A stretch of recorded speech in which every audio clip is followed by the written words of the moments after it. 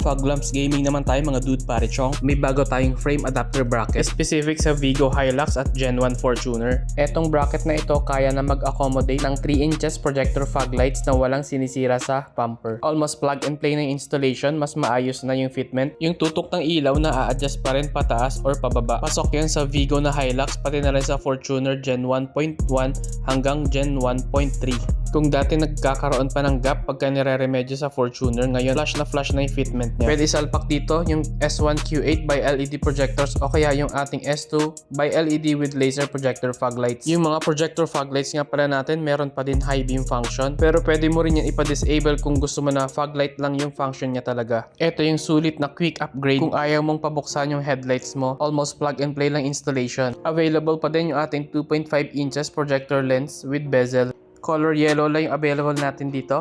With high beam function pa din ito. Plug and play installation sa Hilux at Fortuner. Pati na rin sa mga naka ARB bull bar. Yung intensity nito almost same lang sa 3 inches. Medyo mas malawak lang talaga yung light output ng ating 3 inches projector lens. Ito yung fitment niya, parang stock pa rin siya tignan kasi plug and play. Ganito na maitsura pag naka-plug and play na LED bulbs ng medyo kalat. May isa pa tayong variant ng 2.5 inches projector lens. Ito naman meron siyang built-in passing light function. Yung mata na yan umiilaw din siya pag nag-high beam. Parang spotlight yan pag umilaw siya. May Hilux or Fortuner ka ba na mahina ang ilaw? Message mo lang ako para makapag-upgrade ka na.